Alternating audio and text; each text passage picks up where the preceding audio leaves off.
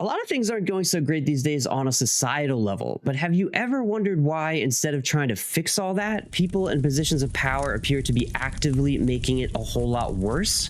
Well, there's a fun reason for that, and it's an ideology that a lot of rich tech bros are clinging to these days. Unfortunately for us, they're in the driver's seat of the current administration, so we better understand what it is they're after. Let's take a look at the radical fringe philosophy of accelerationism. I'm Kevin Lankus, and I'm your host for the Rise of the Nerd Reich.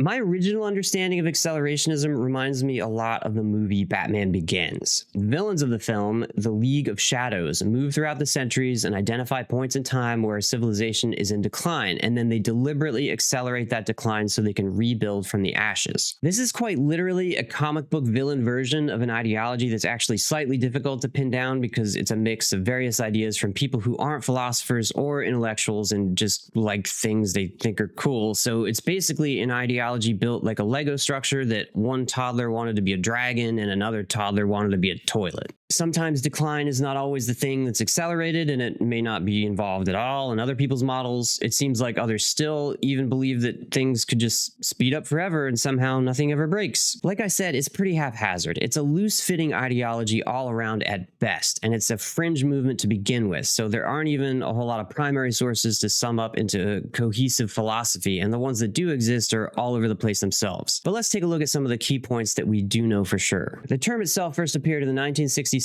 novel Lord of Light by Rogers Lasny. The fictional accelerationists he wrote about wanted to transform society through the acceleration of technological progress. Professor Benjamin Noyes of Chichester University popularized the term as a description of the cultural movement in the non-fictional world, and he actually did so as a point of criticism, as a pejorative, as he was actually deriding the whole movement, but the stupids just kind of took it and they ran with it. As far as I can tell, it seems like the idea of embracing technological development at breakneck speeds is still very much at the center of the movement today. This is where the stupid text saying move fast and break stuff comes from. Accelerationists of all forms commonly see the government as an obstacle as opposed to the necessary cement of society. They actually see capitalism as an obstacle too, one that's outlived its usefulness. There's a strong thread of libertarianism in there because of all that. It really smacks of apocalyptic, corpocratic, post-anarcho-capitalism. Accelerationism is all about taking the brakes off. No rules, no restraints, no guide rails, just sexy hot speed. Just letting all the unregulated chaos keep moving faster and faster and faster. And for that reason, it feels a lot like an ideology invented by a 9-year-old, and it comes across like that in a lot of ways too. The tech bros want to take the brakes off of all technological advancement. They want to take things and speed them up without guardrails because they think it will somehow transcend society. And sure, there's going to need to be a little bit of a collapse here and there, but that's a sacrifice they're more than willing to make for the rest of us because they've already built their fallout shelters and they see themselves coming back out of the vaults on top of things. They have plans in place to make sure that they make it through, and also they're billionaires and they see themselves as untouchable, and current events says that they're right about that. So when Elon Musk, an unelected rogue agent in our government who's also the unchallenged grifter king, an unhinged narcissist, and an active agent of foreign powers, when he tells you that America is about to go through some hardship, this is what he's talking about. Actively pushing their crazy agendas will destabilize society. That's the actual goal.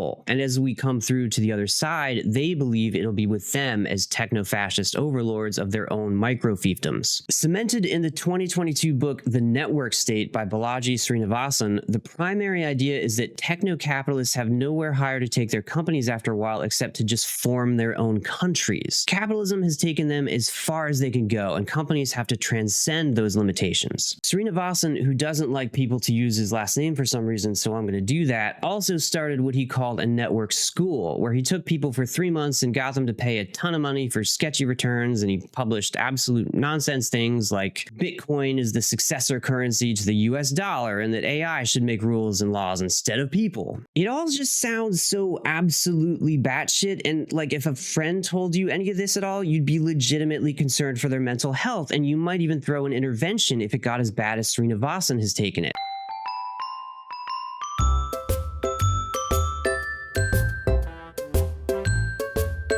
Yet But unfortunately, we're actually staring down the barrel of these delusions right now because the billionaire tech class has drank all the Kool-Aid on this one, and they're the ones in charge right now. Elon's first target in his illegal government takeover was the Treasury payment system that he's going to insert an AI algorithm into that will tell him what payments he should be cutting. It's right out of the accelerationist playbook. The key players in the accelerationist movement today are these guys here: Brian Armstrong, Ben Horowitz, Mark Andreessen, Peter Thiel, Curtis Yarvin, Nick Land, and of course, everyone's favorite South African apartheid Barbie, Elon Musk. Obligatory, this is why eggs are so expensive now, because some of them have become sentient. Except for Space Karen, who paid the money to make that go away. They're all building secure underground compounds to try to weather out the hardship and come out as kings on the other side of societal collapse. They're bending the knee to an outright wannabe dictator who publicly told everyone he's going to be a dictator and is now dishing out countless illegal orders and enabling the pursuit of accelerationist goals. King Cream Soda is opening channels through executive orders that he for sure didn't write because he has the legal knowledge of a fire hydrant and the spelling ability of a blind man who's never seen letters, but he's signing things left and right that the accelerationists are putting in front of him and then sending him off to the golf course where he can fart around until he walks 10 feet and gets too tired and forgets where he is. But Creamsicle Caligula is just a super convenient idiot who happened to appeal to a lot of current American cultural sentiment. For more on that, I did a whole video on the history of populism and detailed the current thread of American populism that left us with this complete mental amphibian in charge of the largest economy and military-industrial complex on Earth. One of the original architects behind the funding of Trump's presidency and a key player in the accelerationist movement, Peter Thiel, said that in 2009 he'd come to, quote, no longer believe that freedom and democracy are compatible. The reasons he gave for this were all about the government safety net, an omnipresent conservative boogeyman, and women. That's right. Women. Women apparently just won't fall for libertarianism, he said. They just can't get them on board with their dumb ideas and agenda. Thiel's proposed solution then was to fund new spaces for technological growth where he could carve out, quote, new spaces for freedom. And that's literally what we're seeing happen right now. Combine this with Curtis Yarvin's RAGE concept, which stands for Retire All Government Employees, and you get why Elon just sent out mass resignation emails to, well, all government employees. Ever the infinite child. He's like passing notes in class with his crush. Do you like me? Circle 1. Yes. No. Except it's, will you allow us to blackmail you into early retirement so we can take over the world? Circle 1. Yes. No. The only reason this all sounds so completely insane to us today and like it just came out of nowhere is because most people were not traveling in the same online circles as these people. I had a fringe connection to it years ago, around 2010, when I had a super libertarian friend who talked to me about the idea of microstates with independent laws and governance. Looking back and knowing what I know now, it does seem like a very natural pathway for capitalists to sprint toward, because capitalism in itself has always been about tearing down barriers to making as much money as physically possible. So accelerationism hit the tech world hard and got into those noggins like RFK Jr.'s brainworm and whispered to their needy, self-conscious, never saw another human being naked they didn't pay for gray matter, and it shook their fragile egos and it told them that they could be gods. They had their own community blogs pop up, they had their own self-published books and manifestos, and they had other radical fringe movements like the Manosphere, red pill bullshit, and the Neo-Reactionary movement, or the so-called Dark Enlightenment. One of these accelerationist miscreants, Curtis Yarvin, was actually the guy who popularized the term red pill in the Manosphere cult way it's described today. The problem, as always, people do not forget this. Okay, please, if you keep anything in mind at all from any of this, this is the thing. Those of us who can read already know how this ends because it's happened before. God damn it, people, read a book. This is the problem. All this emphasizing STEM and tech bullshit built an entire generation of people who'd never read a fucking history book. From the Taoist immortals to the Greek philosopher kings to the founders of these United States of America, everyone knows you need to have a well-rounded education to fully understand and move within the world around you. Those of us in the humanities who sat around and read history books and research and analysis on that history already know that the tech bros lose. What's frustrating to us is that we have to go through this at all in the first place. And eventually, possibly even this time, we're going to be capable of a level of destruction that might not allow us to have another cycle of social upheaval. We might not get another chance at this. Some mistakes, like having to fight antisocial coders who can't read instead of putting energy into making the planet habitable for our species, while those are not fixable after a while. At that point, it's goodbye humanity. We already know how this ends,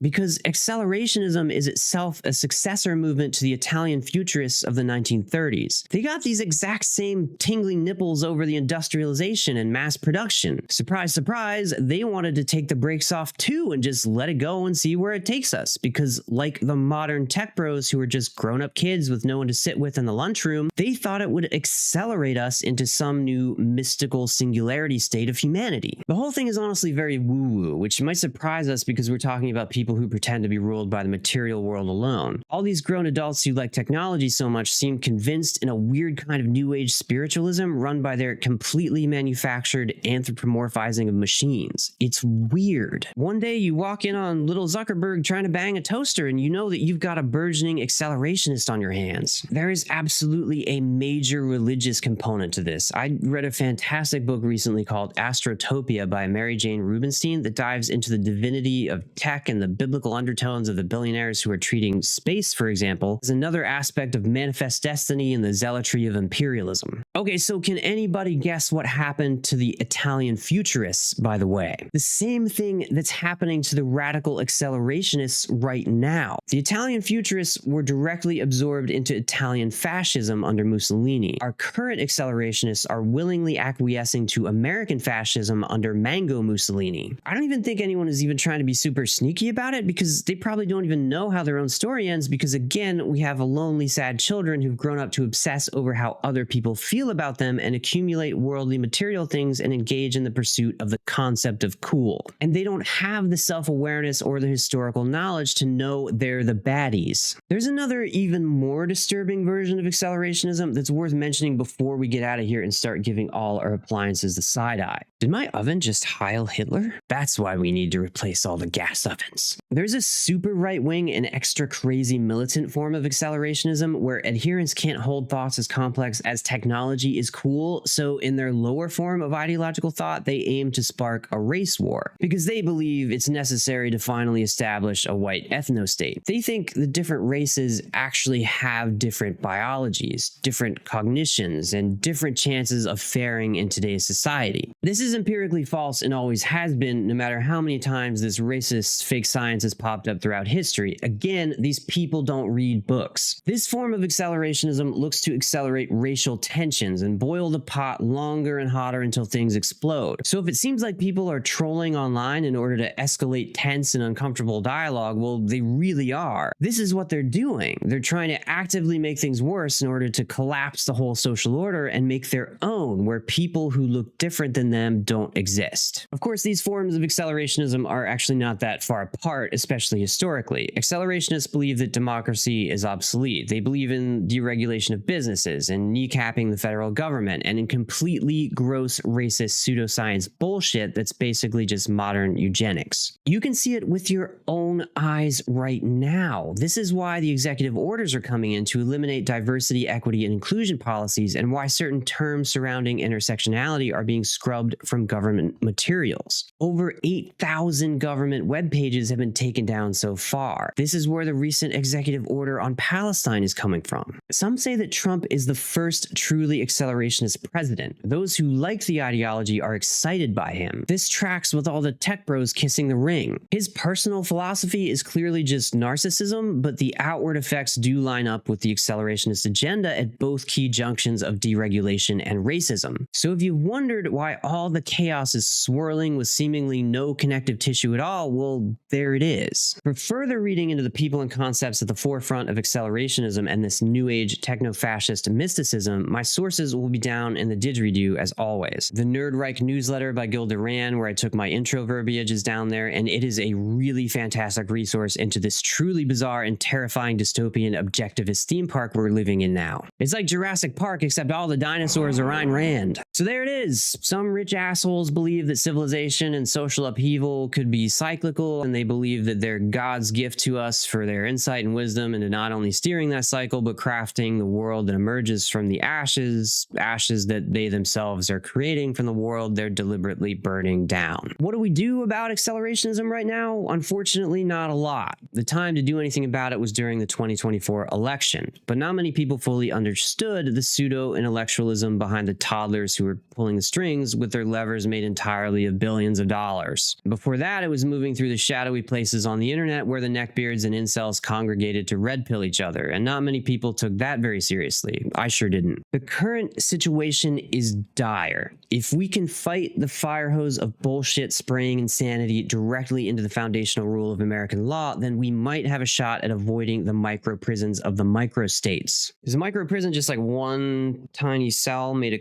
code and we all have to like take turns going in and out of it to like serve our time? If I escape whatever a micro prison is and I'm allowed to make another video, it'll be more in depth about how these really dumb juvenile fantasies are affecting concrete political reality and what we can do about it. So look out for that one. In the meantime, if you know someone who thinks these miscreants are cool space gurus or whatever, encourage them to read a history book or two. Look, if they want, there are even a few that have some really nice pictures. Let's do some fucking good about bullshit pseudo-intellectual nonsense philosophies.